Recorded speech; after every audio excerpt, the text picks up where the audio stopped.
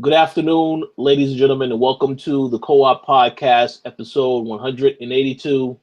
I'm your host, Richard Billy Jr., and today I'm joined by Mr. Gary A. Swaby. How's it going, Gary? Hey, how you doing? I'm doing good. I got my nice hat here, new hat that I just bought. Um, and if you guys like it, then let me know, and we'll sort it out so you guys can get yourself one too. But we got to have comments. I want to see a lot of comments this week, and maybe we'll think about putting it up for sale so you guys can get one. That sounds good. I'm pretty sure you'll see a lot of comments because, PlayStation-related title, right? Yeah, that's right. We're also joined by Mr. Max Muller. How's it going, Max? It's going pretty good, guys. Happy for another show. Absolutely, yes. Definitely a few topics to discuss this week. But before we do that, we always need to talk about what we have been playing. So I'm going to have Gary go first this time. Gary, what have you been playing? I've been playing Overwatch, of course. That's like my go-to game. It's been that way for like the past how many months has it been? It's been like 5, 6 months. It came out in like July or June. Yeah. It's crazy. So about 5, 6 months. Yeah. And there was some pretty big news about that. The new character was revealed, Sombra. This character has actually been teased for a long time, even before Ana got released in the game. And everyone thought that Sombra was going to be the sniper, the healer sniper, but it turns out she's a tech. She's a hacker, basically. She's similar to Tracer. She's an offense character. She has an SMG. She can teleport, go invisible, and she can shut down like enemy abilities and stuff. And she's got an EMP as her ultimate. So I'm very excited about that. I can't wait till she's actually in the game. And it's just going to give me even more reason to keep playing. So I can't wait for that. Also, I've been playing Dragon Ball Xenoverse 2, and I'm really liking that as well. I mean, like I say, this isn't a game for everybody. You have to be a real hardcore Dragon Ball Z fan to really enjoy this game. Because mechanically, it's not a great fighting game. It's not like Street Fighter or something like that. It's just a really cool action game for people who love Dragon Ball Z. And there's lots of customization. There's a lot more to do in the game this time around. There's a lot of like mini side quests and stuff like that. There's you can grow stuff. You can grow new armor and manufacture new armor and stuff like that. Like there's all sorts of different side stuff you can do, and the connectivity with within the community is very good as well. There's lots of other people playing. You can do missions together. You can find a lot of new friends who share your common interest in Dragon Ball Z, and for that, it's a really good game. Definitely a lot better than the first game, I would say, in terms of things to do. But at the same time, it doesn't exactly innovate on what the last game did. It's the same kind of formula with just a lot more added in.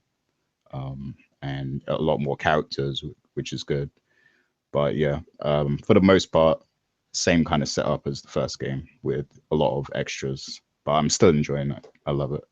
And I've also been playing World of Final Fantasy still. I haven't completed the game yet. I want to complete it before Final Fantasy 15, but I'm not sure that's possible with my current schedule. But I'm still really enjoying that. So yeah, ultimately that's all I've been playing. I did do a bit of shopping with my friend yesterday because my friend wanted to purchase an Xbox One S and a new TV. So, I went with him to some of the shops out here in the UK. And, I was basically like the advisor, giving him advice on what to get and, all that sort of stuff. He's more of a racing fan. So, he definitely wanted to get Forza. There wasn't a Forza bundle for the Xbox One S. There was only Gears of War and FIFA, unfortunately. So like that made it difficult for him to decide which one. I made sure he got a 1 terabyte because I told him like if you're going to be downloading games, you're going to need that 1 terabyte. So I made sure he got that.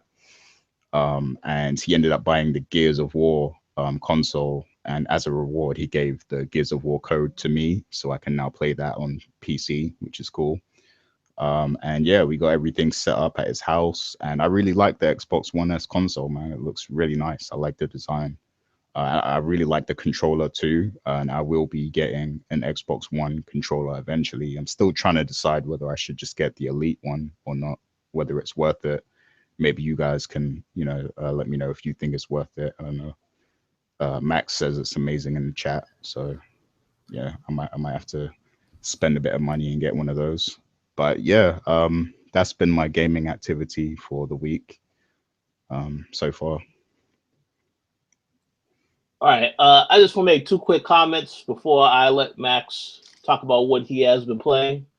I like that you said that you are trying to play World of Final Fantasy, because we already know that when Final Fantasy 15 comes out, you will not be going back to that game. You'll be on Final Fantasy 15 for maybe the rest of the year.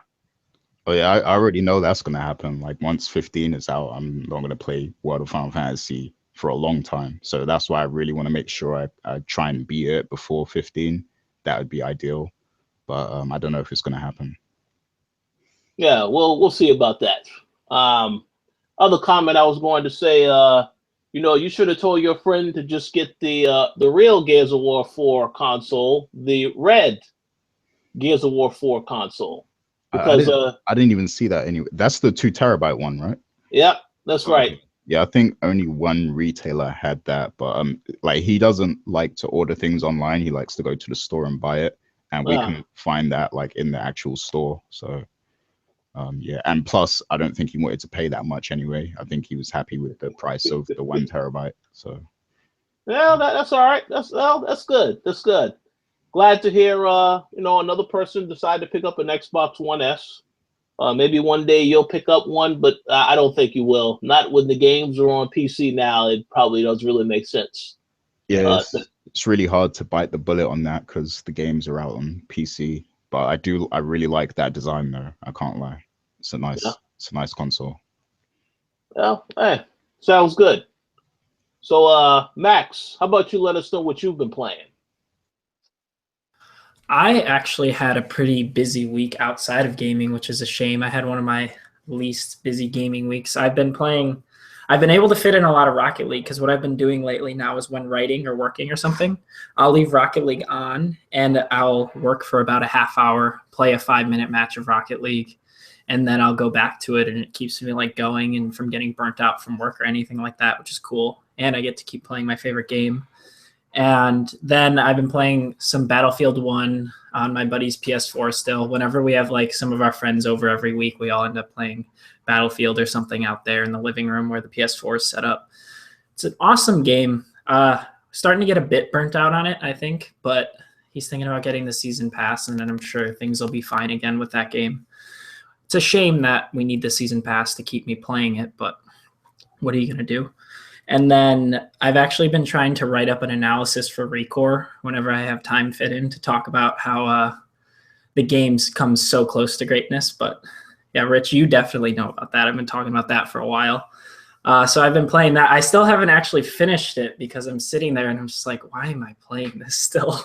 Like I've tried to force myself to get to the end. I'm right there, but a lot of it's like going back and collecting stuff, and I have to like force myself to do that. And I'll be watching a show or something while I'm doing it because that's just how like droll it is and slow. But other than that, I've just been working on school stuff and everything because our finals week is next week. So I'm trying to get everything done this week so I won't have to worry about that too much. Yeah, well, that actually is perfect timing for you. The finals week is next week, and Dishonored 2 comes out next Friday. So exactly, yeah, I'm looking forward to it. A great way to end it off. Yeah. Oh, but no, that's cool. I definitely will commend you for trying to play through Recore. I still haven't even purchased the game. I figured that at some point I'll give it a try. But I don't know. I've heard a lot of complaints. I am a little concerned now about how Scalebound is going to turn out. But I know it's a different publisher, so I will try to have faith that that will be a little bit better. But I have no idea. But I guess we'll find out about that next year. So sounds good. Now, I know you said that you did not, you disappointed us this week because you didn't play that much. Well, I probably have, disappointed everybody. I think I've outdone you guys because I really haven't had any time to play really anything these last couple of days. I did get access to Call of Duty, and I kid you not, because it's the digital version. The download just completed literally about 10 minutes before we started recording this show. So I haven't had a chance to play that game. I went in to try and play it yesterday, and I couldn't access the campaign and the multiplayer. So I just had to let it finish. And, now it's done, but of course, didn't get a chance to play it. So I can't talk about that yet. I still have quite a bit more to play as far as Titanfall is concerned, because I did see a lot of people talking about how great the Titanfall campaign is, but I just have not had the time to really get through that. Now, obviously, I'll have a lot more to say next week in regards to some of these games. I'll have a little bit more time because I don't have to wait for stuff to download for such a long period of time. It's already there. So stay tuned for that. Next week, I promise I'll have a lot more to say. But that pretty much concludes what we have been playing this week. For those of you who might be asking where Mr. Lugo is at, he actually is preparing to go to a preview event for Let It Die for us next week. It's going to be in LA. So if any of you are out there in LA, you may be going to this event, or you may be around where the event is taking place, definitely feel free to tell him hi, tell him what's up, because he will be out there on our behalf.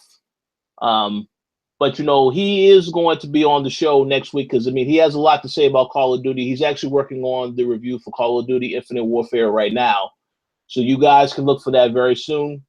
I'm also going to have something else to say about it, a little separate from the review. But yeah, stay tuned for all of that content, this upcoming week.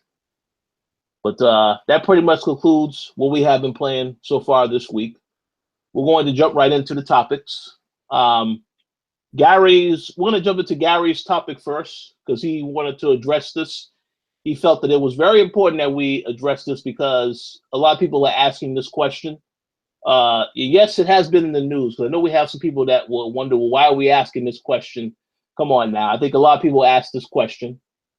The question I'm referring to now is about PlayStation Plus. And has the price increase been worth it so far? Now, before I dive into that particular topic, we wanted to address some of the games that are out this month on PlayStation Plus.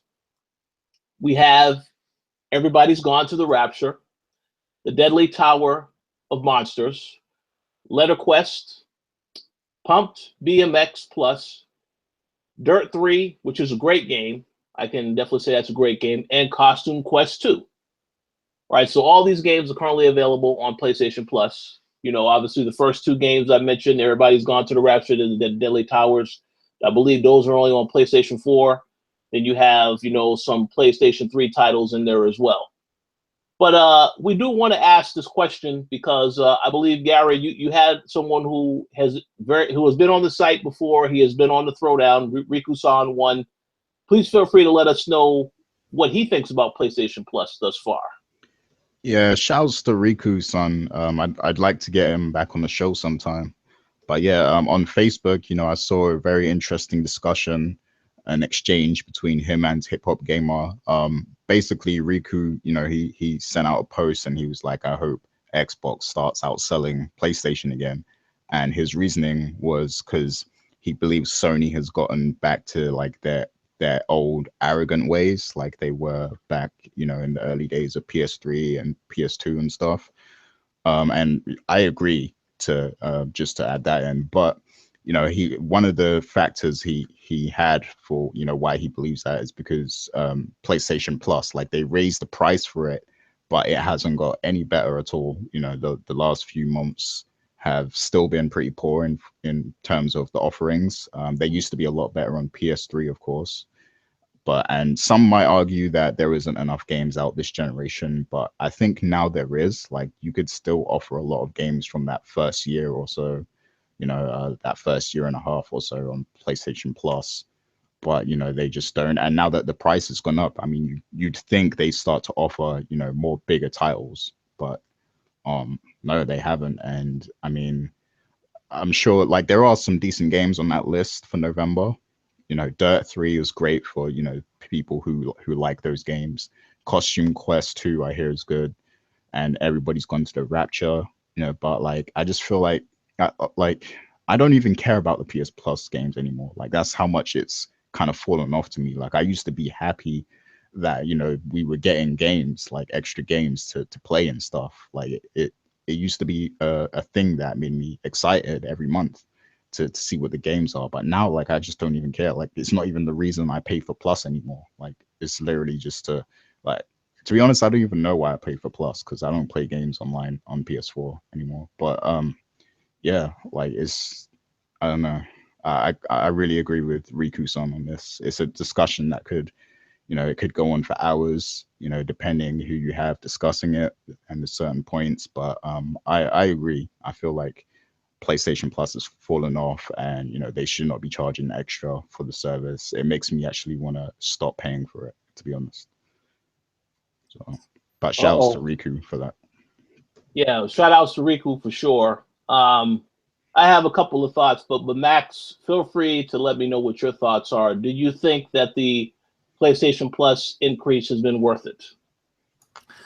From what I can tell, it doesn't really seem that way. But the thing is, people, since online you have to pay for PS Plus now, it's like people don't really have a choice if they just want to keep playing online. Like dedicated console users, they just have to pay it anyways. And then these PS Plus games, which should be something to look forward to, be like, yeah, I'm paying every month and I'm getting these things, which is great. It's just not the case anymore. And Xbox's hasn't been like crazy good. Like actually, like Gary was saying, he doesn't even care about the games anymore. I'm someone who really likes getting achievements and everything. And to me, a lot of the Xbox One games have been that way. It's just been more just easy achievement points for me. Like, for example, Costume Quest 2, I 100%ed the other week just to get the achievements for it. I turn on a show and just play some of the games. And I guess some of these games would be easy trophies for people who care. But yeah, it just doesn't really seem worth it anymore. They seem to just be kind of throwing stuff on there. And it sucks for the people who have to keep paying for it. They really aren't getting any benefits aside from playing online, which, to be honest, it just doesn't seem like Sony is doing anything with this price increase. I don't get what they're trying to do here with it. They haven't announced anything with it. They should be more transparent with what they're doing with it. Honestly, Microsoft should be too, though. Like they should both be more transparent. Like I've been paying for Live for 8 years now, and yeah, the servers are great and everything, but I still have no idea what they've been doing with the money. Like, you know what I mean? But oh well. Well, one thing I will say, yeah, they should be more transparent. But one difference that I will say that is a very well-known difference between Games with Gold and PlayStation Plus is that the Games with Gold games you can keep after the subscription is over. The same can't be said about the PlayStation Plus games because you need to have Plus to access those games at all times. So that is a little bit of a difference. But besides that, yeah, I do agree that both have not really offered anything amazing. I mean, I can say Microsoft did offer a couple of games that were first-party games. They still haven't offered Rise, which I know a lot of people says is a very disappointing game. I still want to see them offer that for free at some point. That and Dead Rising 3, because those games came out when the system launched a couple of years ago. We have gotten Sunset Overdrive for a period of time, so that was good. That's fine. But on the PlayStation front, Infamous Second Son, where the hell is that game at on PlayStation Plus? We had First Light already, which of course was the I guess you could say like a little bit of an expansion to Second Son, but I don't know why we haven't had Second Son yet. Yeah, like there's still loads of games. Like, and the thing is, these are Sony games, so they can take the hit on that. Like they don't, because with the other companies, they probably have to pay them a fee to have their game on the Plus or whatever. But like it's their own game, so they can take the hit on that and offer it to people. But they're just being greedy. I definitely agree that they could take the hit. And again, you know, as to get into a topic that we will discuss later, I believe that Second Son is one of the games that's getting the PlayStation 4 Pro support. So it's even more confusing that that game is not offered on Plus, because that would give people even more of an incentive. Like, cause here's my logic. Somebody's going to pick up a Pro next week. There's a lot of games on there that they may want to get. They're not going to get all of those games because straight out I mean, that's a lot of money. After you buy the Pro, which is already $400, now you're asking about some of those games. Some of those games will be on sale for Black Friday. Some are already cheaper now, but I would think that you will want that the games coming out this month, 4 Plus, will also fall in line with that. If you just so happen to get a Pro, well, yeah, now you can download Second Son for free because it's one of the games that utilizes the improved PlayStation 4. But I guess they didn't think about that type of stuff. But obviously, you know, they can always announce this as a game that they will release maybe in December, maybe sometime next year, you know, so they still have a chance to improve the service from that standpoint. One other thing that we have discussed on this show in the past was, well, what if they did something with PlayStation Now and had that as part of the subscription? But we already know that that's not going to happen because, again, they have totally ignored all that has to do with that. Which is unfortunate, but Yeah. I just figured, you know, it just, you know, Microsoft, when they decided to start charging for Live, that was essentially what started all of this. And now it's been just a competition back and forth. Both services are essentially the same on paper. Of course, with the one difference that I mentioned earlier, that the Xbox games you can keep even if you don't have Live anymore. But I just think, yeah, they both could stand to improve over time. PlayStation, because they are number one now, I think you would expect a lot more from them on this front. So we'll have to see what they can do moving forward. But do I think that the increased price it has been worth it? I mean, that depends on the kind of person that you are, whether or not there are certain games that you want. I don't necessarily think that the price increase has really made a difference either way, because just as you guys already said, you know, when you get stuff on Xbox, maybe it's just you just want to play it for the achievements. With PlayStation, I want to play it because maybe it's a game that I decided I didn't try out before, so I want to try it out now, and I'm just going after trophies. So I look at it the same exact way. But they definitely can stand to improve moving forward. We'll have to wait and see if they decide to do that. But you guys have any other thoughts on this topic before we move on? Yeah, what you mentioned with the PlayStation Now is so true, because like they could easily, you know, make the service more valuable by, you know, either giving you a discount for PlayStation PlayStation Now, or just including PlayStation Now, you know, or even to a limited capacity. You know, maybe you can only stream like 2 or 3 games a month or something on it. Like there's so many things they could do, but they just choose not to, because I think their stance is basically, okay, you know, we've been winning so far, so, you know, we haven't got to do too much. We just got to, you know, keep getting these marketing deals, and you know, relying on the indies to give us games. We don't even have to make our own exclusives, and yada yada. Stuff like that. Like it's the arrogance is really starting to show, and I hope they do switch it up. I will be glued to the PlayStation experience, you know, next month to see, you know, what the future of the PlayStation will hold, and I hope they blow me away. Yeah, I feel like, well, I mean, we've had this discussion before. Like, so far this generation, you know, Sony were the ones that came up with the slogan "Greatness awaits," and I thought that that's very ironic because we have been waiting to get a lot of games. You know, even when with Uncharted 4, you know, we got that this year. That game's great. I still haven't finished it. I know it's a great game for what I played so far, but wasn't a game that we got at launch. You know, so the "Greatness awaits" slogan was 100% accurate. We had to wait for that game. Now, obviously, next year you have Spider-Man, you have God of War, a lot of other games that are going to be coming out. So, you know, I would hope that, you know, we'll see a lot of those games next year, but I also believe that you're going to see some of those games get delayed until 2018 as well. So, I mean, it takes time to make a great quality game. I understand that 100%. So we understand that, but keeping in line with the whole topic of the PlayStation Plus stuff, I think that both Microsoft and Sony could definitely afford to do better in that particular department. One thing I will say is that, you know, I started using the PlayStation View service to watch TV. It's a very great service, very reliable. And they actually do give you some discounts when you try to add additional channels to your package based on your PlayStation Plus subscription, which is great.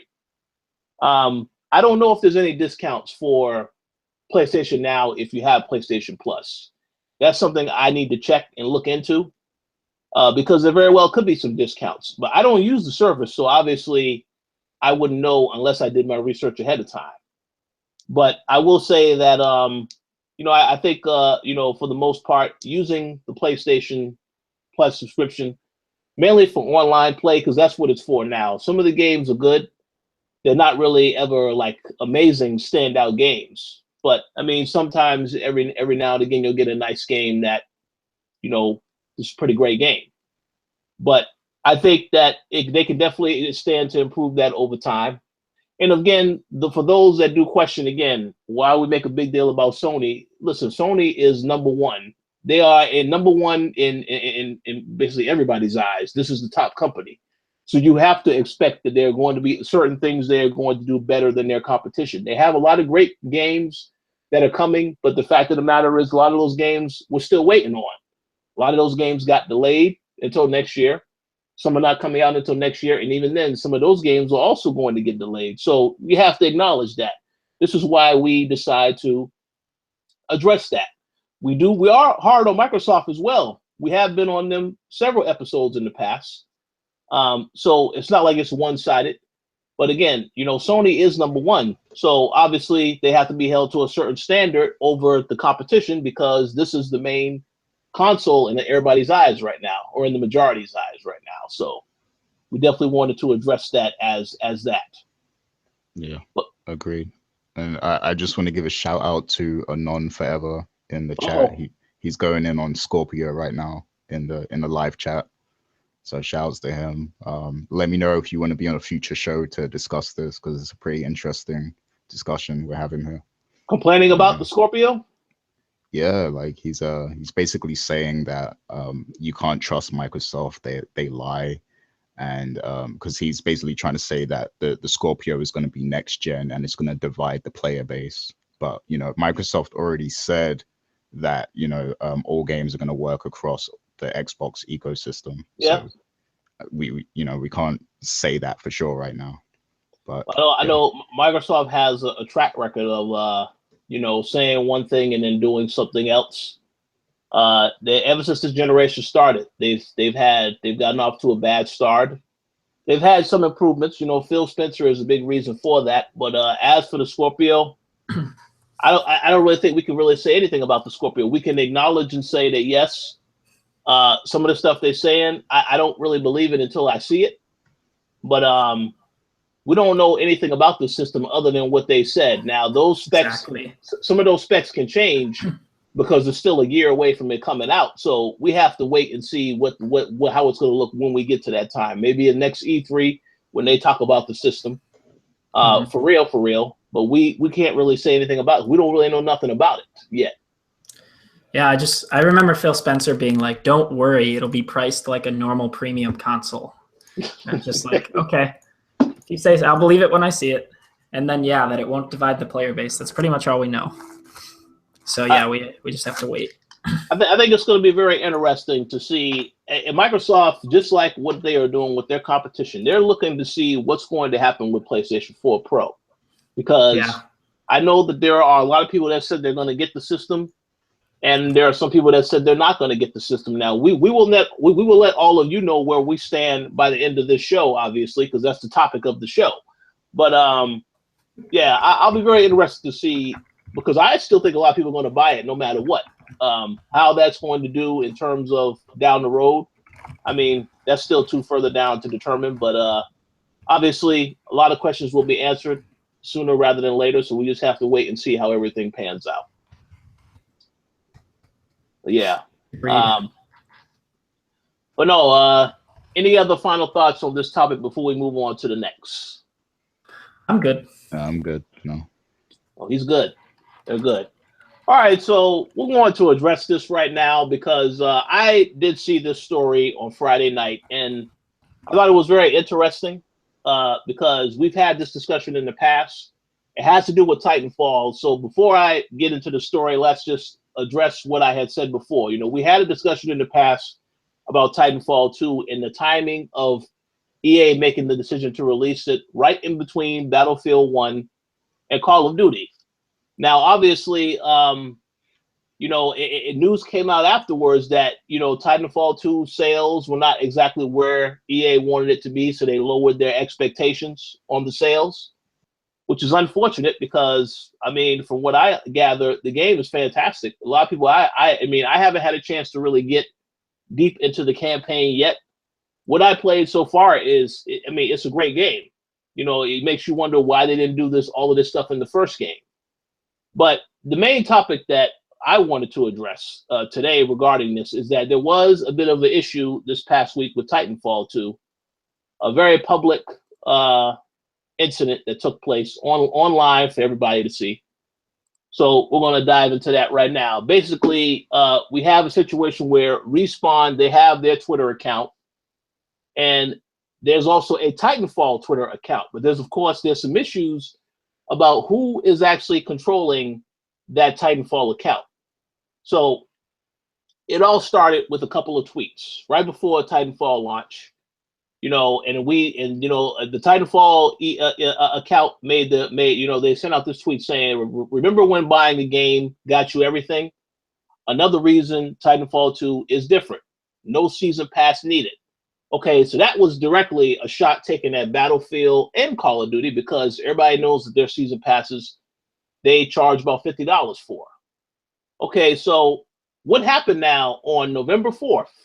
This is a tweet that once again, the Titanfall account, the same account that sent out that tweet that I just mentioned, sent out this tweet. Now, IGN they did a review for Call of Duty. They have a review in progress. They don't have a final score on that review yet. But they had said that there were some issues with the campaign. So this is what the Titanfall Twitter account said. One is mostly slow and plodding, while the other's frantic precision is electrifying. You decide. Hashtag make the right call. So obviously the IGN review said that the campaign for Call of Duty is, you know, slow and plodding. You know, so basically that account decided to take a shot at that. And then Respawn sent out a tweet and they said, congrats to our good friends at Infinity Ward on a great launch. We're looking forward to playing with you this weekend. Then after they saw that tweet that the Titanfall account sent out, the Respawn Twitter account then said, for the record, Respawn is the official voice of Respawn Studio. We have nothing but respect and love for our fellow devs. So for those that don't know, and I probably should have said this already, the people from the Infinity Ward some of them left to work on Titanfall. So basically they wanted to show respect to their fellow peers. But the issue with all of this is that, again, Respawn sent out these messages about congratulating the company, while whoever is managing the Titanfall account, which I have to believe is EA, decided to take shots at Call of Duty. And they also took shots at Battlefield 1. So I wanted to ask you guys what your thoughts are on this particular situation. Because I know when I saw it, much like I saw the No Man's Sky controversy from last week, this is the same type of situation here. Of course, it's not a hacking because it's a deliberate, you know, somebody obviously throwing shade at the competition. So what do you guys think about this? How about you go first, Gary? Yeah, there's two ways for me to look at this, like, because, you know, I do a lot of social media in my work and stuff. But, you know, the regular Gary loves it because I like seeing that aggressive marketing, you know, throwing shots at the competition. Like it's entertaining to watch. But like the professional Gary, as someone who does like social media and stuff, like EA like they made a mistake releasing Titanfall when they did, because you're basically contradicting, you know, your own products. Like you can't do that, as you know, because I have to be very careful with the stuff that I put in, you know, my social media updates for work and stuff. Like I need to make sure nothing contradicts the, you know, the company message, the company story, the, you know, the whatever the company preaches, pretty much. Like I have to be very careful about, you know, the messaging and what we're saying with, you know, each social media update. So this is like really bad, because in one tweet on the Respawn Twitter account, you're saying, oh, our game, you know, it has free DLC. We're not charging any season pass for our DLC and yada yada yada. And you know, they're doing that aggressively, you know, basically trying to throw shots at other games that do that.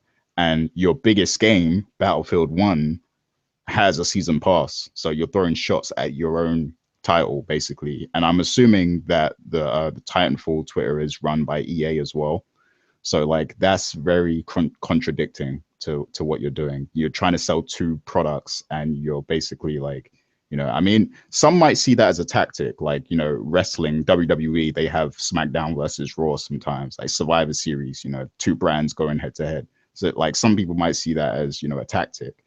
But you know, I think when, you know, you're in a business where you have to sway consumers, like it's a bit contradicting. And, you know, Battlefield is their biggest game. I'm sure EA really wants that to be the top seller. And of course they want Titanfall 2 to sell also. But I just feel like it would have been way better if they spaced these games out, because, you know, after a period of time, you could revert to the other messaging, you know, like for now you could try and sell people on Battlefield and the season pass and the value you get with the season pass or whatever. And then, you know, 6 months later, Titanfall releases, and then you can try and preach that, you know, we're releasing a game that, you know, has free DLC. And, you know, you won't contradict yourselves because you're not trying to sell two of the same type of game. Like it's the same genre and everything. So it's very contradicting in that regard. But, you know, regular Gary loves it. So I'll say that. What do you guys think? Yeah. How about you go, Max? I actually wanted to say, I just think it's funny because I think the reason that Titanfall isn't getting a season pass is because of where it's coming out, because of the fact that it's coming out in between Battlefield and Call of Duty, that not many people are going to buy it. And knowing EA, it's like amazing that they wouldn't have a season pass or anything like that. So I just have to imagine it's not happening because they don't think a lot of people are going to get the game, and they don't want to squander the already going to be pretty small player base. And they're just touting this whole thing that they don't have. But the reason they don't have it, at least in my eyes, is because their game isn't going to do as well. Like, I could be wrong, but I just get a weird feeling about that, because if EA was going that way, then Battlefield wouldn't have a season pass, if you ask me. Like, then just none of their games would have one. But the fact that it's only this one game and that it's such a weird placement to release it, that's just what I think. I'm not sure though, but I personally think that the decision to, again, this all goes back to the decision of them deciding when they wanted to release this. Now, I'm pretty sure Respawn already had a date in their mind as to when they wanted this game to drop. That was why, that because that date was locked in, they probably did not want to move it. With Battlefield, maybe perhaps Battlefield could have came out earlier in October as opposed to the week before Titanfall. I don't know. Obviously, then they will be going head to head with Gears the same week, and that, I guess, that would have caused an issue. But my thing is that regarding this particular situation, well, the season pass thing is a little ridiculous. I know that the reason that Battlefield has the season pass and Call of Duty has it, that's extra money. But a lot of people, obviously, it's proven that people buy the season passes. This is why they continue to charge people for the season passes. With Titanfall 2, they wanted to set a precedent by not having any of that stuff, which I do commend them on. But again, for someone who has bought Battlefield 1, maybe you spent $60 and then you spent an additional $50 on a season pass. Maybe you decide you want to do the same for Call of Duty. That leaves you very little money left afterwards to even think about getting Titanfall. And that's why I said, they probably should have spaced this out a little bit better.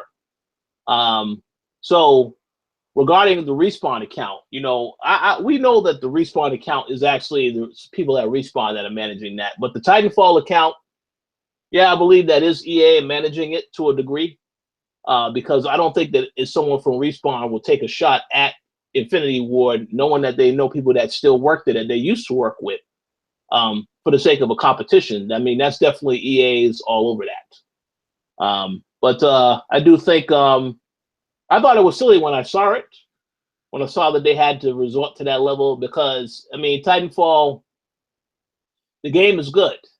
It's just unfortunate that of where it is timed, that where it is on the schedule. And then, of course, you got all these other games coming out that it's going to be very hard for it to get the attention that it needs to get. Now, I'll be very interested to see what the NPD sales look like when they come out later this month for October, because I know Gears of War 4 is going to be on there. I would expect that to be close to the top, if not number one. But then it's going to be very questionable after that, because, of course, Battlefield will be on there as well. Whether or not Titanfall is on that list, I'll be very interested to see. I think it will be on there because it's on multiple consoles, but I don't really know yet where it's going to be on there. But I just think at this point, what Respawn can do is just work on making great additional content for the game, and that may prove to be what makes it get more attention and more sales over time. Because with Battlefield 1, the campaign is relatively short. Once you actually spend the time play through it, it doesn't really take that long to get through it.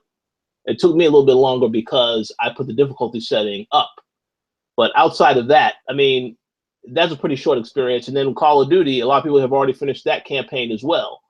So the Titanfall campaign is also short, but the multiplayer is what people will have to keep coming back for. So hopefully if they do a good job supporting that, then it can pick up in sales. But obviously, from all the reports that we have seen so far, it hasn't really done the sales numbers that EA wanted it to do.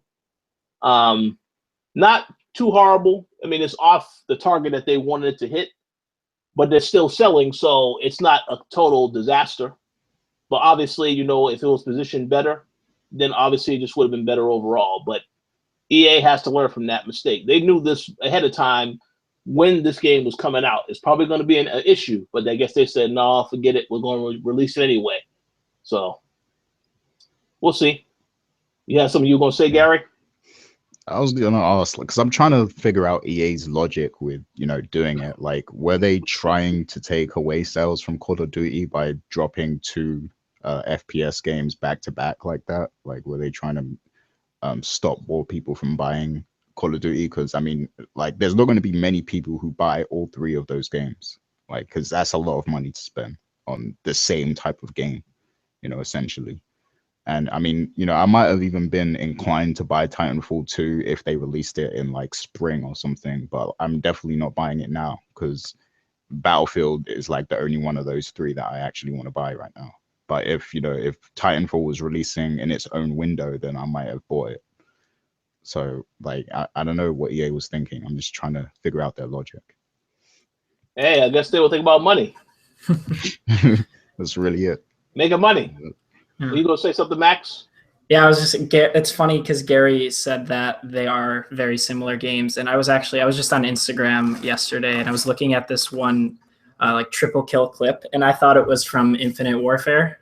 And I went down and read the description, and it was actually a Titanfall 2 clip. And I was just like, what? These look exactly the same. Like, I was amazed that was how Titanfall 2 plays. Like, it makes sense, I guess, because Respawn used to make Call of Duty, so they're created very similarly. But I don't know. It's kind of – I don't really understand the decision either of putting it here. I don't think that – I mean, anyone who was going to buy Call of Duty is probably still going to buy it. I doubt Titanfall really – changed their minds and they were like, oh shit, I'm gonna get this instead. I don't know, it just seems like something they just kind of threw out when, like Gary said, they could have thrown out in spring next year, like during a gaming drought or something, and it would have been great. But maybe they know something we don't. Maybe they have something else planned for around next year, like Mass Effect. Ooh. But we'll see. Well, we know for sure we are going to get Mass Effect. That's a very good segue, actually, to the next topic. But let me say this real quick. Mass Effect is coming next year, as well as another Star Wars game. So I guess that's why they said, well, yeah, we're going to go ahead. We got to get Titanfall out this year. I have no idea. We didn't get a Battlefield last year. I guess the Battlefield Hardline was the last game, but that wasn't a traditional Battlefield game. So that's why they had to get it out this year, I guess they assumed. But, I mean, we'll see what happens. Maybe they could have something else in mind. But any other quick thoughts before we talk about the next topic? I'm good. Max set that segue up so perfectly. So that was perfect. That's why I didn't want to say too much after he said it. But okay, so by the time this episode is posted live, is posted on the website, it will be N7 Day, which is tomorrow. Everybody knows that you're a Mass Effect fan. Something is going to happen tomorrow. BioWare, very well could be a gameplay trailer, very well could be a release date. So I wanted to ask you guys very quickly, what do you think we should expect for N7 Day tomorrow? You go ahead first, Max. I think that they're going to do a release date and a gameplay trailer and just a whole bunch of other things, honestly, because I'm on IGN right now and I don't remember this article coming out, but I just Googled N7 Day IGN. And on September 7th, apparently the Mass Effect Twitter said, will the Mass Effect universe, or the doors to the next chapter of the Mass Effect universe will officially be opened along with a new trailer, and that fans can expect a deep level of customization in Andromeda and all that. But they said that that's all going to be coming out on N7 Day. So I think we're going to get like everything we need to know, and we'll be able to decide if we are going to get the game or not, like if people like it or not. And from what I've seen, it seems awesome, but obviously we'll have to wait till reviews and everything. But yeah, I think we're going to get everything tomorrow. I'll be fine with that. Gary, any thoughts? Yeah, I haven't been too clued up on this because I haven't had time to really check out all the news related to it and stuff. But wasn't there like a teaser or something that dropped, and isn't there some kind of like registration process or something? Yeah, I actually signed up for it. We don't know anything about that. It's just like, enlist into the N7 community or whatever, and like that's all they've said. I feel like that's just going to be some gimmicky thing, honestly. I don't know if that's going to be actually going to be anything or not, but we'll have to see. Yeah, I guess maybe it'll be some kind of gimmicky thing for the game. But yeah, I'm looking forward to N7 Day and seeing what they're actually going to release. I do think we're due like a full reveal, like telling us what this game is about, because they've let us down at the past few E3s that we went to. Like they didn't really show us much about the game at all. So I really just want to see like an hour-long video or something, just like telling us everything we need to know about this game. When it's set, what the premise of the story is, things you'll be able to do in the game, side quests, and customization, like just everything. Just show us everything and give us a solid release date of when we can get the game. Like that's all I want at this point. I don't want to see no more concept art or drawings or anything of that nature. I just want to see the game. Well, I would like to say all of that sounds good, but it sounds too good to be true. And you already know that EA, I don't think they'll reveal everything. That hour-long video, we know that definitely won't happen because just as much as I would love to see that happen, I just don't think that's going to happen. Now, what I will say is this: you will definitely get a gameplay trailer, I think, to show more from the game. I think that we'll definitely get a release date or a release window at the very least. I mean, I know that we've already have sort of a release window, but I think they'll be a little bit more specific about that. I also think that, they're going to obviously have a lot more information at PlayStation Experience, because that is coming up in December. You got to think about it the last time we saw the game, really the first time we really saw it, was at the PlayStation meeting. So that lets me know that there is definitely a deal, a third-party deal with Sony, because otherwise, why would they show that specifically for that particular meeting? Obviously, I know you want to show the PlayStation 4 Pro features, but I do think you're definitely going to see that again and more from that at the PlayStation Experience. But with that said, as for tomorrow, I think a release date, a trailer, more information in general would be very welcome. Maybe a blog post up on Bioware site that dives into more detail about what you can expect from the game. But I think you'll start seeing a lot more from it now because it is supposed to be coming out early 2017. You know, I personally still think the game is going to get delayed until maybe, you know, the spring more instead of the first half, maybe the second half, because, you know, we haven't really seen enough of the game. Like you said, Gary, all these past E3s, they had concept art. I'm like, yeah, it looks great, but where the hell is the game? You know, so we have to wait and see exactly what that is going to look like. But I'm definitely excited, just like everybody else. It's just that I am optimistic because I remember how Mass Effect 3 ended. I remember the controversy behind that ending. And I think to myself, man, I think EA, they really got to, you know, I heard a lot of rumblings here or there about certain stuff that's not quite the same, going to be the same in drama, like the whole how you make the decisions and the Paragon and Renegade system is going to be very, very different from how it was in the past. And I'm very concerned when I hear that type of stuff. So I need to definitely see more information before I can give a verdict as to whether or not this is going to be something I want to pick up. You know, right now they definitely have me invested because I enjoyed the first trilogy, even though I wasn't a fan of the way that they ended the trilogy.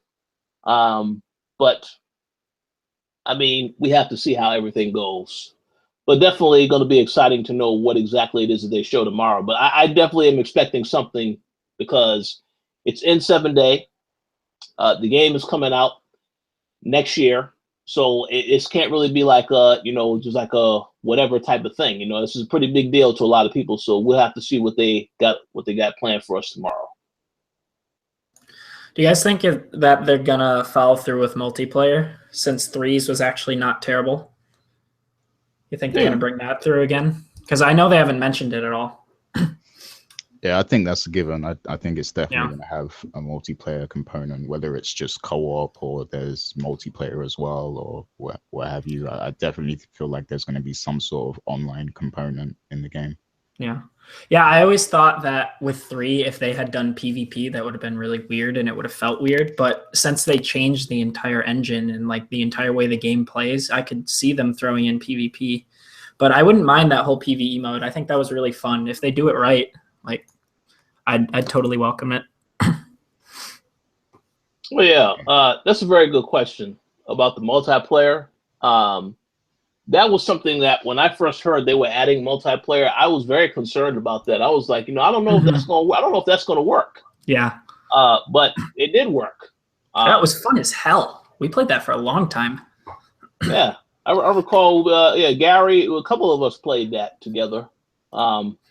We didn't survive that long, but it was fun when we did play it. You know, so I'll be curious to see if, you know, they bring that in. I think one thing that I definitely can say is that they want to evolve the series a little bit further. So they want to do more of that type of stuff. Mm-hmm. Maybe have some co-op within the campaign, perhaps, I would assume, but I don't really know. But I think that that's something that is possible now because, you know, the technology, they can do a lot more than they could have done with the previous games. Yeah, I believe I saw a NeoGAF thread where they were talking about Mass Effect might be like Destiny or something with regards to. Oh Please, no! No, I doubt it. I can't believe that. Oh my god. Yeah, Destiny. That's your favorite game, Gary. So you'll enjoy that. Yeah, I really do. I like Destiny. I liked the model, but I didn't. They killed me with the last expansion that came out. Like it was too much. Yep. At that point, but I did like the model initially. You know, I liked That's how the it thing. worked. It was solid. It's one of the tightest games I've ever played, actually. But I just don't want them to do another thing like that. I don't know. I've sunk 300 hours into Destiny, and then they came out with Taken King, and I was just like, all right, Yeah. too. Yeah, exactly. Well, I will say this, that I would think that Bungie may have learned from that releasing that first Destiny what they need to do to improve the second time around, but we'll have to see whether or not they learn from that when it comes out next year. But as for Mass Effect, I also have to believe that they learned from the mistakes that they made with how they ended 3, and they are committed to making a better, more complete experience. But we have to see, because when I hear that there are going to be changes to the Renegade and Paragon system, now I'm concerned about what does that mean for the game itself. So obviously, hopefully we'll have more information tomorrow. By the time this episode is on the site, we'll know more about what it is that they're going to be talking about. But definitely looking forward to it, because hey, it's about time for another Mass Effect. Yeah, they've been being so secretive about it. It's weird. It's working. Oh, it's making me really excited for it. Oh yeah, absolutely. That definitely works. Yeah. So any other final thoughts on this topic before we move on to the next? No, I'm good. Yeah, I'm good. All right, so I definitely wanted to discuss this topic before we get on to the main topic of the show. I needed to talk about the 2 games and all of the announcements that they made in the last couple of days, because they had a financial earnings call. And there was a lot of things that were announced that were very interesting. So right from the top, Grand Theft Auto 5 has now shipped 7 million units. 70 million units. So yeah, people continue to buy this game. You wonder why it's always on NPD. This is why. The game is continuously selling left and right. On top of that, we had that Take-Two reported that NBA 2K17 sold 4.5 million units since release thus far. And the biggest story, of which I definitely wanted to talk about, was that Mafia 3 sold 4.5 million units in its first week, which is a new record for the company on this particular IP. Now, let me go ahead and say this right now. I have said in the past that I have a lot of different thoughts on Mafia 3. I actually had a lot that I wanted to say when I found about this news, and I had so much that I wanted to say that I actually started writing up something about this. So you can check out that more in-depth article later this week. But what I will say right now is that, I do commend Hangar 13. I'm glad that the game at least got some attention. I do appreciate that they tried to address some of the racial stuff in the game, but the game itself is a complete disaster, because there's a lot of other issues with the game that I feel people overlook.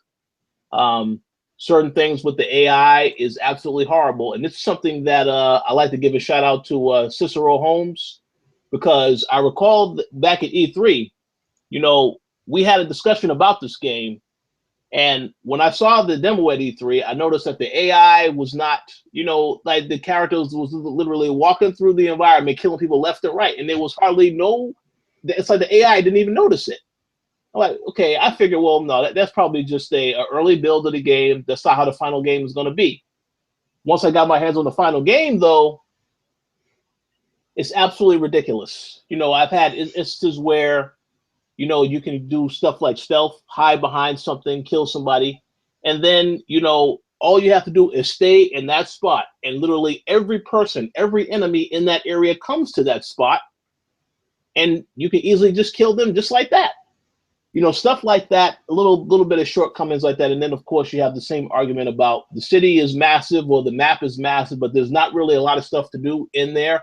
Everything is focused on the mission at hand. There's not any fun activities, no customization, all this type of stuff that makes a game like Grand Theft Auto such a great game, because you can do all this in Grand Theft Auto. But I did think that, while I am glad that the game got some attention, maybe it's selling well for 2K, I don't want them to get the mindset that that any game they release is just going to be, it should be selling like that left and right. I think the people have a right to know if a game has certain issues. And I know that Mafia 3 was one of the games where it fell under the Bethesda review policy where people got it either the day before or day of, which is why you didn't see a lot of reviews for the game at all. And that is the issue right there with the whole people needing to know ahead of time whether or not what to expect from a game, whether or not it's worth picking up. So the question I wanted to ask is, now that we know the Grand Theft Auto, it's made 70 million. They've sold 70 million units. You have Mafia 3 doing well, as well as NBA 2K17 doing well. So I wanted to ask you guys this very specific question, and that is, do you think that these sales guarantee that now 2K is going to fully adopt the same review policy that Bethesda has already put into practice? Because for Civilization, the new Civilization game, and Mafia 3, both of those games, nobody got early review copies for. So I just wanted to ask you guys, you think now, can we expect that Red Dead Redemption 2, it's going to be the same thing in pretty much every other 2K game from here on out?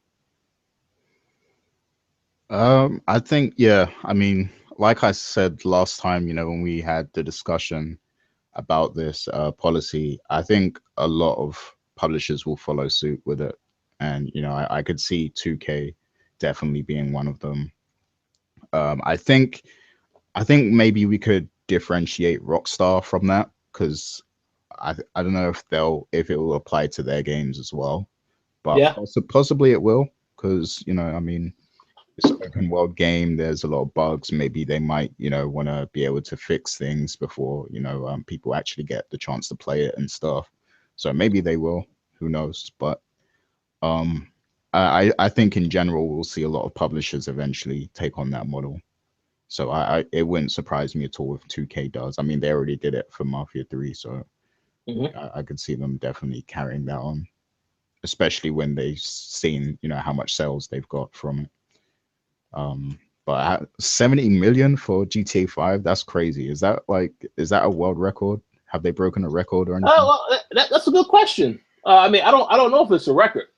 I mean, they didn't really go that far into detail. Obviously, it just shows how powerful Grand Theft Auto series is for it to continuously keep selling. And I mean, Rockstar is a quality company, so they definitely deserve it. And they've been supporting GTA Online, so yeah, it's definitely well deserved.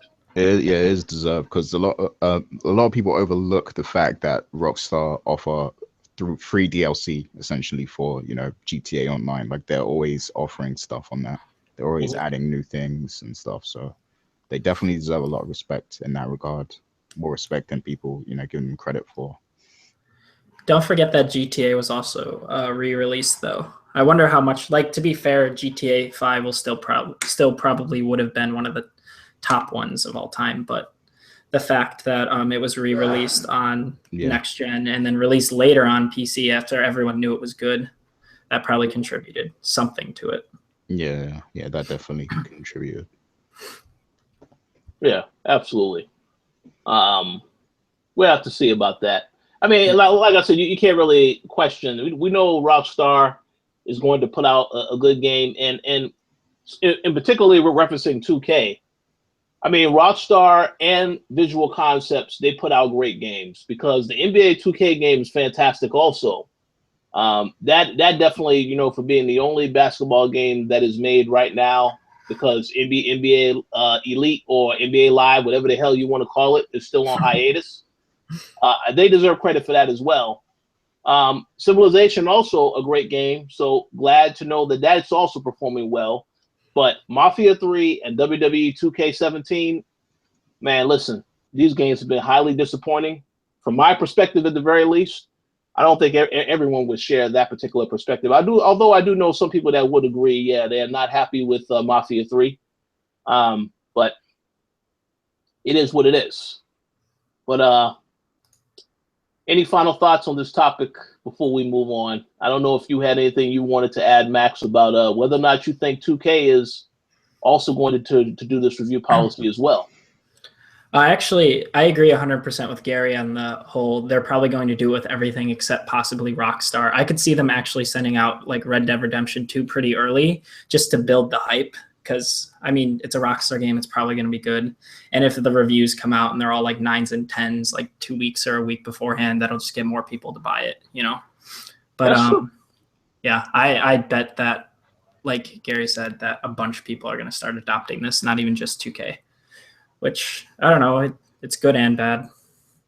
Yeah, I think for some franchises, depending on the developer, I mean, you probably have a good idea that the game is probably going to be great, and the review really won't really deter you whether or not you want to get it. Like the next Elder Scrolls game could be fantastic. You know, Elder Scrolls is a popular series, so I think people will pick it up regardless of whether or not they read a review or not. With Red Dead Redemption, we know Rockstar makes quality games, so even if there's not a review for the game, I'm still going to pick it up on day one. I'm sure everybody's going to pick it up regardless because it is Red Dead Redemption.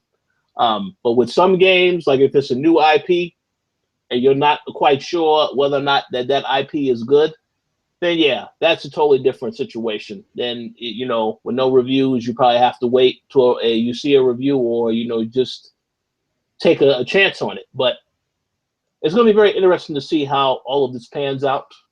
Because, yeah, as you guys already said, other companies will adopt this policy as well. And I think, hey, it is what it is. It's all good for them. If that's all that matters to them is they get the pre-orders, that's fine.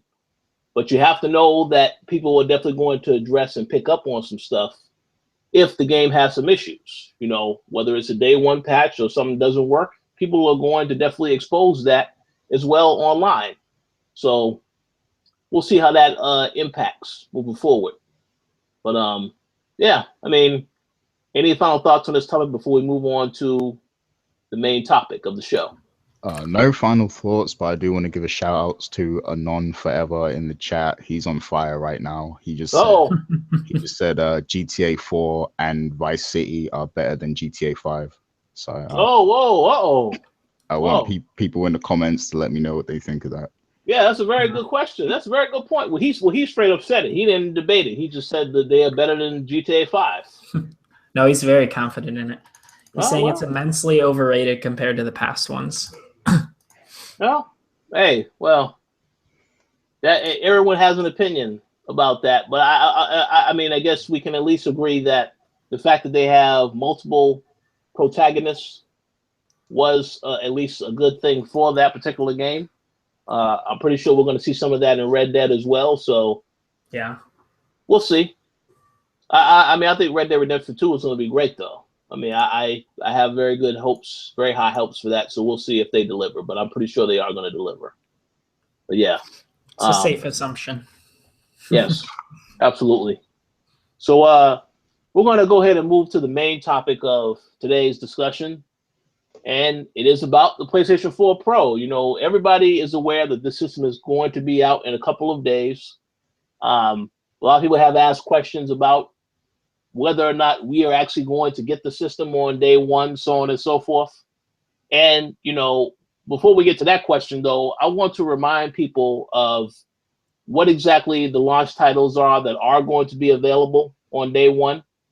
Now, I'll go ahead and state right now that Sony has already said that all of their first-party titles are going to have this type of support, you know, moving forward, 2017 onward. So just because you hear a game that's not on this list does not mean that it's not going to be on there. So very quickly, I'm going to run through this list. For those that might have missed it already, these are all the games that are going to be available, you know, on PlayStation 4 Pro as far as updates are concerned, starting on day one. Battlefield 1, Battlezone, Bound, Call of Duty Black Ops 3, Call of Duty Infinite Warfare, Call of Duty Modern Warfare Remastered, Deus Ex Mankind Divided, Dishonored 2, Drive Club VR, Elder Scrolls V Skyrim Special Edition, Elder Scrolls Online, Tamriel Unlimited, FIFA 17, Firewatch, Helldivers, Hitman, Hustle Kings, Infamous First Light, Infamous Second Son, Knack, The Last of Us Remastered, The Last of Us Left Behind, Mafia 3, Mantis Burn Racing, Middle Earth Shadow of Mordor, NBA 2K17, Neochrome, Paragon, The Playroom VR, PlayStation VR Worlds, Ratchet and Clank, Res Infinite, Riggs, Rise of Tomb Raider, Robinson the Journey, Smite, Super Stardust Ultra, Thumper, Titanfall 2, Tumble, Uncharted 4, Thief's End, Until Dawn, Rush of Blood, Viking Squad, World of Tanks, and XCOM 2. And as I already said, a lot of other games are going to be added to that because there's still more titles that obviously they're going to add to it from first party, so on and so forth. So I believe that M.Collins asked us the question. Why don't you, basically deliver this question to us, Gary? What does he want to know of us? Yeah, so he asked, will any of you on the cast get the PS4 Pro on day one? And, depending on your answer, let us know why or why not. Okay, so Gary, how about you answer this question first? Okay, yeah. So firstly, just to bounce off of that, the list of enhanced games that you read out, I think people need to make sure they have their expectations in check because, like, I'm sure a lot of people are expecting, these enhancements to, just completely like blow them out of the water, like just, be super impressive or something, like be next generation type graphics. Like I'm sure a lot of people expect the games to look completely different to the normal, PS4 version. But in reality, like it could just be something as minimal as, a few textures being changed, like a few background textures, like maybe one or two textures, not even like a full, redo of all the textures, just, one or two background textures or something like that. Like it's not going to be, for a lot of these games, it's not going to be, anything like amazing, to be honest. Like, and still it's going to be upscale. So like, I mean, just keep your expectations in check. It's not going to look amazing, when you see these games. And when you consider like these publishers, they have to allocate people to do these updates. They have to pay people extra money to do these updates just for the PS4 Pro version. So I'm sure, it's not going to look, they're not going to do like a completely new remaster of the game pretty much, because that would be essentially what it would be if they redid the entire game with new textures. And I don't think it's going to be on that level. It's just going to be, a few select textures here and there just to enhance it and make it look a bit sharper. I think that's really what we're going to be looking for in these games. But yeah, will I be buying a PS4 Pro? No, I'm actually in the market for a new graphics card for my PC right now. So, I'm not going to buy a PS4 Pro, and I don't have a 4K TV anyway. So like, it wouldn't be worth the purchase for me. I will say this though, like maybe in like a year or so down the line, if I do have a 4K TV and I'm still playing, PlayStation games and stuff, I might actually consider, getting a PS4 Pro at that point. If I'm pretty wealthy at that point, I might actually. Whoa, hold on a second. Now let me stop you right there, Gary, because according to Sony, you don't need a 4K TV to have a PlayStation 4 Pro. That's an option. It is an option, but like, I mean, is like, I don't see a point in even buy it. Like, I don't see a point in the console to begin with. But if I am going to buy the console and spend that much on it, then I'm going to make sure I have a 4K TV too, just so I can, get the full experience of it.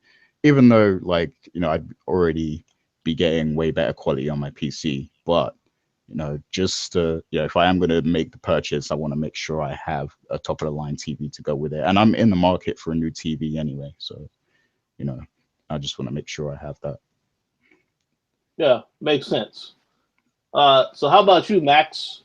Are you planning on getting a PlayStation 4 Pro? And if not, please tell us why. I'd have to say about the same thing. Money issues, not money issues, but just not being able to afford it at the time, not having a 4K TV or anything like that. But I don't know. I think it looks cool. And I do want a PS4. I'm sure I'll be getting one eventually within the next few years. And by then the PS4 Pro would be like the standard station. So I don't know. Yeah, I want one, but no, I'm not going to be getting one at launch and not for a while, which is a shame, but oh well. Yeah. All right. So allow me to answer the question. First, I'll say this, because I know he did ask if there's anybody on the staff. I know that Tony Polanco was getting a PlayStation 4 Pro.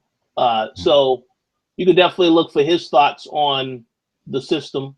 You know, I would say perhaps on the next throwdown this upcoming Thursday, because the system comes out on Thursday.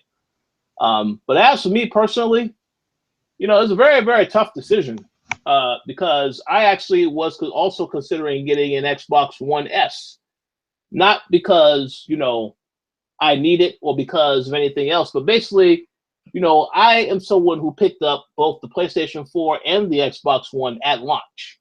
I remember specifically, you know, trading in so much, saving up a whole bunch of credit to get both systems, and that's exactly what I did. So I had them at launch. For the most part, the Xbox One, it still runs perfectly fine. I did consider getting an Xbox One S because it's a lot smaller than this current system.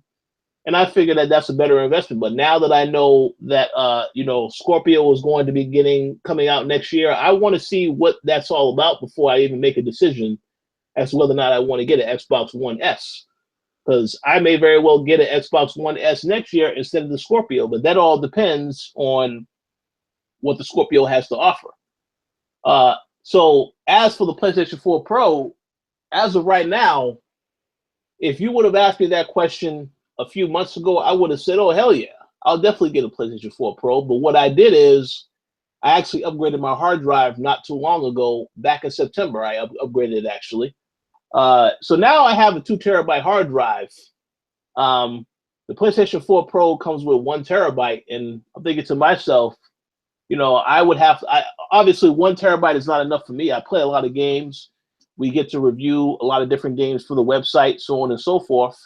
So I want more space than 1 terabyte. So I would have to, again, unless of course I install the drive that I've already installed into this PS4 into the other one. But I believe that this PlayStation 4 Pro takes SATA 3.0 drives. So that's a little bit bigger. Obviously, you know, I could do that, but more than likely I'm not going to do that. I'm just going to wait on the PlayStation 4 Pro, specifically because I just upgraded this particular system. Also because I need to really see a real benefit to having the system. I know everybody has this thing about if there is an elite experience to be had, then I'm going to go for the elite experience. And that is why a lot of people are buying this console. It's not because there is a special game that's coming out to this console that's not going to come to PlayStation 4. They're buying it because they heard Sony said that it's going to be an elite experience. You know, the top of the line PlayStation 4 for the pro player. And that's why they're buying it. And there's nothing wrong with that if you have the money and you want to do that. I mean, by all means, if I was a millionaire, I would consider that. But again, no 4K TV, and I know 4K TV isn't really needed. But like Gary said, I have to agree. You know, if you are going to go all out and get the 4K system, you possibly should get a 4K TV as well to see the actual difference of all the stuff that you've put your money into actually getting. So for right now, you know, I would have to say I'm not going to get a PlayStation 4 Pro. I am, however, going to get a gaming PC. I will have that. My goal is to have that by February. So I'll get that instead. And, you know, I think I'll be good and fine with that. And then we'll see what happens next year with Scorpio. We'll see what happens next year with Pro, because the other thing that people will forget about, Pro is coming out a whole year before Scorpio. I'm pretty sure that by the time Scorpio comes out next year, Sony may drop that price for the Pro. And then at that point, to stay competitive with the competition, because we already know that Scorpio is going to be expensive. By then, the PlayStation 4 Pro will probably be a lot more cheaper, more reasonable, and then more people can afford it. Plus, 4K TVs will also be even better price than they are now. So I don't think it's a bad idea to wait for any of this stuff, because I think that's exactly what is going to happen. This always happens. Just like with the Xbox One. I bought this at launch, $500. Now this system is ridiculously cheap. So that's the lesson I learned from buying stuff at launch. You know, unless you really, really, really want it, you can wait and waiting, you'll definitely get something a lot cheaper at a later time. So I'm not going to pick it up. I will pick up plenty of PlayStation 4 games, but no PlayStation 4 Pro for now. That's just my opinion. Yeah, I just can't justify the purchase at the moment, and I want to see what Scorpio does as well. Because if I'm going to buy a new console, then I want to be able to decide whether it's best to get the Scorpio or the PS4 Pro. So yeah, but ultimately, I'm happy how I am now with my PC and my regular PS4. So I don't see any need to upgrade at all. I mean, yeah, and the only real thing that I see is graphical difference. And maybe it'll run better. Maybe you will have more options to change the frame rates. But to me, it's like you could just get a really good PC that you can do more with. Plus, you can add more to it. So I would say that, when you have to start thinking about getting all these additional accessories for the PlayStation 4 Pro, maybe you're better off just getting a PC. Because it's just too much other stuff you have to think about. But again, for those that they want to believe what Sony's message about having the Pro experience, and Microsoft has it as well with the Elite controller. They say you want the Elite experience, you need to have that Xbox One Elite controller. I mean, this is the same for pretty much any company, and the people who do feel as though that's important to them, they have the money, that by all means they should go out and purchase that stuff. But for me, strictly from a business standpoint, I think the system will be great to have, but I also think that, I don't really have a big need for it quite yet. I don't have a 4K television. The size TV I have right now is a 32-inch. To really get a true good 4K experience, you need to have a TV that is a lot bigger than 32 inches, and I don't have the room for that TV right now. So I don't see the need for investing into that quite yet. Doesn't mean I won't buy it later. I mean, sure, I could always buy it next year, or who knows. But for right now, day one, I don't think so, man. I want to buy Dishonored 2. I want to try out Final Fantasy 15. I want to get Dead Rising 4. The list goes on. There's a whole bunch of games I want to get, so I'd rather just spend my money on those games rather than the hardware for now. Yeah, I'm sure a lot of people are the same. Yeah, I think so. Games are key. But I'm very curious to know anyone who is listening or watching this show, if you are getting a PlayStation 4 Pro on day one, please feel free to let us know in the comments section. If you want to tell us why you're getting one, also I would love to know that as well. But the choice is up to you. Maybe you not want to give us all that information, but just let us know if you're going to pick up one, because I do believe that there are a lot of people that are going to pick this up. Based because they want it, because if they feel as though they need it. And I'm not going to tell someone they don't need to get something if they want it, but I'm just saying that for me right now, I would much rather spend my money on the games, because there's still a lot of games that are coming out before this year is over. But a great question by M.Collins. Thank you very much for asking that. Why don't you let us know as well if you plan on getting one? I'm very curious to hear what your answer is. Yeah, for sure. And you guys definitely leave your comments for us, and we'll read them out on the show. Absolutely. So any final thoughts on this topic before we wrap up? I'm good. Yeah, I'm good. I ain't got too much to say about it anymore. I think over the weeks we've said a lot about the PS4 Pro. Yeah, we said a lot about everything. Yeah. Yeah. But I just want to reiterate, we're not saying that we hate the PS4 Pro. I never said I hate it. As I said, I may still get it later. There's no need to get it right now because I just upgraded my hard drive. But, I am going to be seeing how many people are going to pick it up, though, this week. I'm very interested to see that, because all I keep hearing is, I'm pre-ordering one, I'm getting one. And I think that I'm be very interested to see exactly how many people actually pick it up. But for me, I'm going to wait for now. Yeah, the next two MPDs are going to be very interesting as well. Yeah. I think it'll sell fairly well. Oh, yeah. Fine. Yeah. Oh, yeah, it definitely will sell well. Yeah. Yeah, and you are right. The MPDs are going to be interesting. I want to see about their software. I specifically want to see what happens with Titanfall 2 and Battlefield 1 and Gears, because I think Gears is going to be the best selling in October. I'll be very surprised if it's not in that top 3, because that game, literally everybody picked up that game and an Xbox One for that game. So I'm very curious to see what those numbers are looking like. Mm-hmm. So we'll see. Yeah, sure, we'll see Mafia 3 up there in the top 3 or something. Yeah, unfortunately, we will. We will also probably see WWE as well, unfortunately. Man, well, it is what it is, but stay tuned, because I do have more to say on that game this week on the site. You'll see what I'm talking about. But that pretty much wraps up our show for this week. We'd like to thank everybody for listening. How about you guys give your final shout-outs? Max, you can go first. Shout-outs to the chat. Like Gary was saying, Anon has been making some interesting conversation over here, and everyone else in the chat, of course. And thanks for having me on again. Love being on the show every week. Sounds awesome. How about you, Gary? Final shout-outs? Yeah, shouts to everyone who joined us in the chat. Definitely Anon Forever and Cycle Gamer, Wesley, Dat Boy, Aim, and Cabron Loco. Shouts to all you guys. JJ was in there earlier as well, so shouts to him.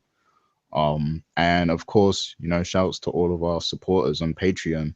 And that's M.Collins, Sean Gority, Michael Hatcher, Stephen Ferron, Mauricio Aguilar, Himdil, and Alfonso Ortiz. We appreciate all of you guys.